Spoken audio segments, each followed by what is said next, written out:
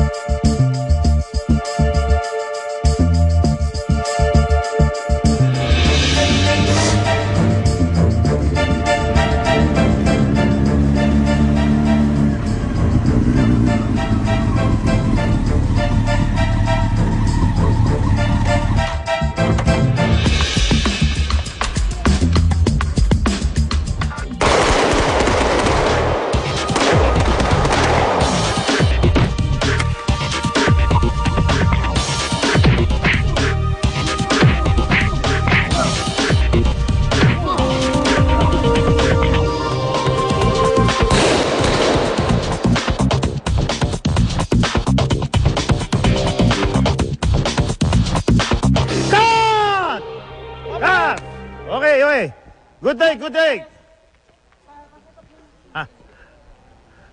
Nice take, Justin. Thanks, Direk.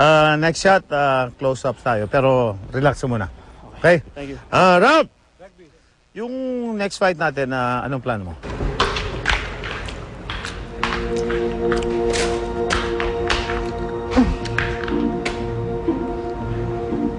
Uy!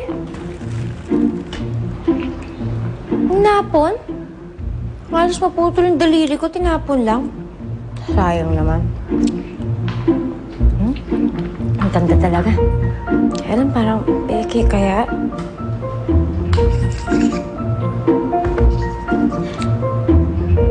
Uy, parang totoo yata to, ah. Ano ba? Ganda.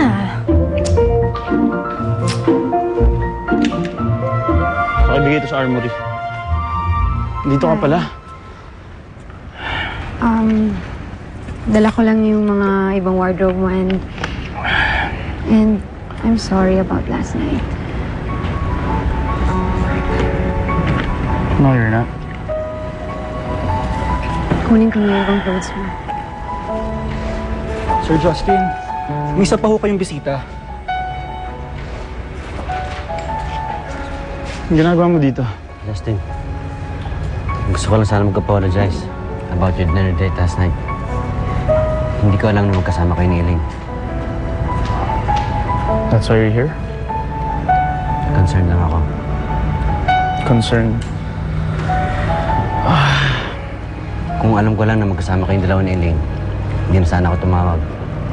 Kasi nga baka magalit ka.